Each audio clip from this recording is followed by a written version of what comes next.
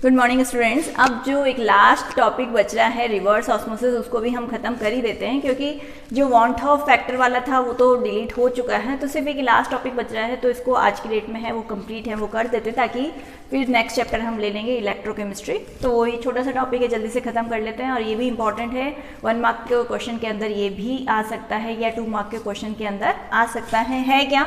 Reverse osmosis. Reverse मतलब opposite.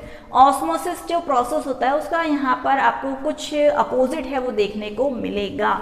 अब पहले थोड़ा सा मैं आपको याद दिला देती हूँ कि भाई ऑस्मोसिस में होता क्या है। तो ऑस्मोसिस में हमने पढ़ा था कि जो सॉल्वेंट के मॉलिक्यूल्स हैं और वी कैन से जो वाटर मॉलिक्यूल्स हैं वो कहाँ से कहाँ मूव कर रहे थे, from low concentration to high concentration और थ्रू SPM मतलब सेमी परमेबल मेम्ब्रेन में से क्रॉस कर रहे थे। लो से कहाँ जा रहे थे? हाई कंसंट्रेशन की तरफ जा रहे थे। और वो तब तक जाते रहते जब तक दोनों जो सॉल्यूशंस है उनका ऑस्मोटिक प्रेशर है वो बराबर नहीं हो जाता।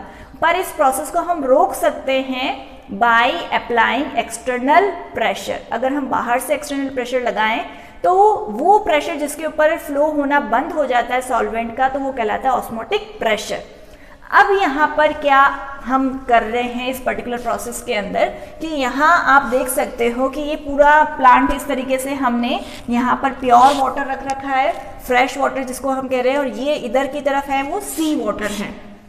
सी वाटर मतलब इसमें सॉल्ट्स है वो बहुत ज़्यादा अमाउंट के अंदर है, वो डिजॉल्व फॉर्म के अंदर प्रेजेंट है। और यहाँ पर हमने क्या लगाया? पिस्टन। पिस्टन से तो समझ गए होंगे कि यहाँ से हम प्रेशर लगाना शुरू करेंगे। अब यहाँ पर जब हम प्रेशर और ये बीच में जो आपको डॉटेड लाइन दिख रही है, छोटे छोटे पोर्स भी होंगे जिसमें वो होगी SPM मतलब सेमी परमेबल मेम्ब्रेन। थोड़ा बता देती हूँ मैं आपको इसके बारे में। सेमी परमेबल मेम्ब्रेन यहाँ पर जो हम यूज करेंगे वो होगी सेलुलोज एसीटेट की बनी हुई। ये चीज आपको पता होनी चाहिए। यहाँ पर सेलुलोज एसीटेट की बनी हुई सेमी परमेबल मेम्ब्रेन है वो हम यहाँ पर यूज है वो करेंगे। अब ये क्या करेगी? अपने में से सॉल्वेंट के मॉलिक्यूल्स को अपने में से क्रॉस है वो होने देगी यहाँ पर। अब ये जो वाटर के मॉलिक्यूल्स हैं, अगर मैं बाहर से प्रेशर नहीं लगाऊं तब तो क्या होगा कि पानी है वो लो से कहाँ जाएगा? हाई की तरफ जाएगा। नॉर्मल कॉन्सेप्ट है। पर अब हम यहाँ से बाहर से प्रेशर लगाना है वो शुरू कर रहे हैं। तो बाहर से जैसे जैसे हम प्रेशर लगाएंगे तो अगर हम जो अप्लाइड जो प्रेशर है, जो एक्सटर्नल प्रेशर है, उसको अगर हम नॉर्मल ऑस्मोटिक प्रेशर से अगर ज़्यादा लगा दें तो ये पूरा प्रोसेस क्या हो जाएगा? रिवर्स है वो हो जाएगा। रिवर्स से मेरा मतलब है कि जो वाटर के मॉलिक्यूल्स थे, जो सॉल्वेंट के मॉलिक्यूल्स थे, वो लो से हाई की तरफ जाने की बजाय हाई से लो की तरफ है वो जाने लग जाएंगे। मतलब कॉन्सेप्ट, पूरा जो कॉन्सेप्ट था वो क्या हो जाएगा? अपोजिट हो जाएगा, रिवर्स है वो हो जाएगा। तो यहाँ पर इसी वजह से उसको हम कहते हैं रिवर्स ऑस्मोसिस। नॉर्मल ऑस्मोसिस में क्या होता है?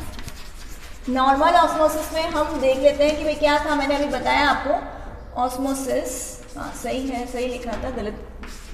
नॉर्मल ऑस्मोसिस में क्या हो रहा था? वहां पर वाटर कहाँ से कहाँ जा रहा था? लो टू हाई, ये जा रहा था। किसके थ्रू? ये लिखना बहुत जरूरी है भाई, SPM। अदरवाइज वहां पर कुछ यहाँ पर आप गलत है वो समझ सकते हो, या कुछ बच्चे हैं डिफ्यूजन से भी कोरिलेट है वो कर लेंगे अगर हम SPM है वो नहीं लिखेंगे। वैसे तो SPM में हाई टू लो होता है, बट फिर भी हमें जब भी हम ऑस्मोसिस की बात करें तो SPM लिखना बहुत जरूरी है। तो नॉर्मल के अंदर तो हमने ये देखा, अब हमने रिवर्स कर दिया। रिवर्स के अंदर वहां पर क्या होगा? रिवर्स ऑस्मोसिस में हम क्या करेंगे कि जो वाटर और वी कैन से सॉल्वेंट यहाँ पर कहाँ से कहाँ मूव करेगा? मूव फ्रॉम, अब इसका उल्टा कर दो तो कहाँ जाएगा? High to low. तो कहाँ जाने लग जाएगा? हाई से लो, और वो भी किसके थ्रू? SPM के थ्रू। अब क्या कंडीशन आपने अप्लाई करी? On applying higher pressure, on applying high pressure then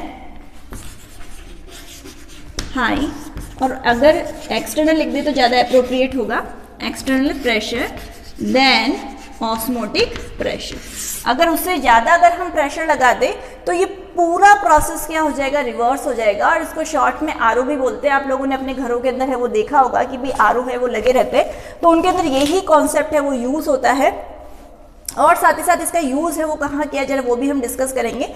अब हुआ क्या कि जैसे हमने यहाँ पर जो अप्लाइड प्रेशर है वो बढ़ा दिया, किससे बढ़ा दिया, ऑस्मोटिक प्रेशर से बढ़ा दिया, तो वहाँ पर क्या होगा कि भाई इसमें से अब जो हाई कंसंट्रेशन में से जो प्योर वाटर के जो यहाँ पर मॉलिक्यूल्स होंगे, प्योर वाटर के मॉलिक्यूल्स यहाँ से हाई से कहाँ जाने लग जाएंगे, वो लो की तरफ है वो जाने लग जाएंगे। तो ये था रिवर्स ऑस्मोसिस, जिसमें नॉर्मल ऑस्मोसिस का हमने क्या कर दिया, उल्टा है वो कर दिया, अपोजिट है वो कर दिया। तो जब तक ऑस्मोसिस पता नहीं होगा तब तक आप ये आरओ वाला प्रोसेस है वो नहीं बता पाओगी।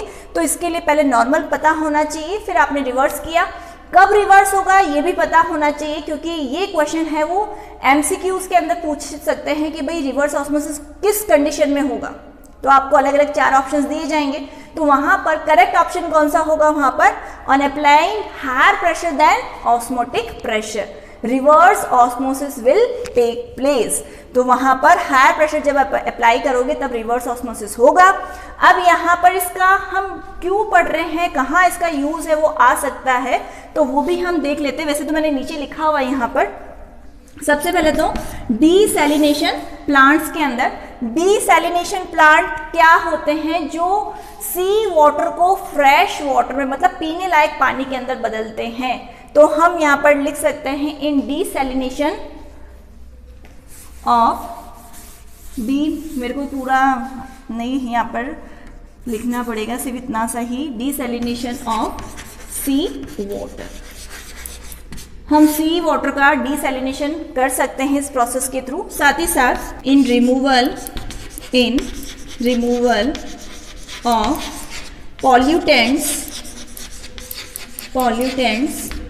इन सीवेज, सीवेज में से जो पॉल्यूटेंट्स हैं उसको हम रिमूव करने के लिए इसी प्रोसेस का है वो यूज़ करते हैं। और थर्ड यहाँ पर फ्रूट जूस कंसंट्रेट बनाने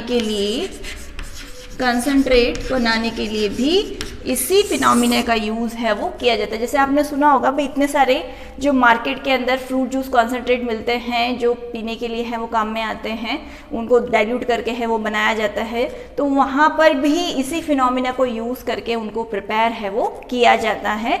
तो ये था रिवर्स ऑस्मोसिस, क्या क्या यूजेस होते हैं वो हमने डिस्कस किए, और क्या क्वेश्चंस बन सकते हैं वो भी हमने यहाँ पर डिस्कस किए। इसमें से सबसे ज़्यादा ये वाला पूछा जाता है इसका यूज़ कि डीसैलिनेशन ऑफ सी वाटर में किस प्रोसेस का यूज़ किया जाता है, रिवर्स ऑस्मोसिस में क्या वहाँ पर कंडीशन अप्लाई हम करते हैं। तो ये 2-3 क्वेश्चंस हैं वो ज़्यादा पूछे जाते हैं, तो वो आपको ध्यान में रखने हैं। तो ये था हमारा लास्ट टॉपिक इस चैप्टर का। अब इसमें से कोई ऐसा टॉपिक है वो रिमेनिंग नहीं रहा है। अब सीधे हम स्विच करेंगे वहाँ पर चैप्टर नंबर 3 के ऊपर, जो नेक्स्ट आने वाली वीडियोज़ के अंदर आप देखोगे। Thank you.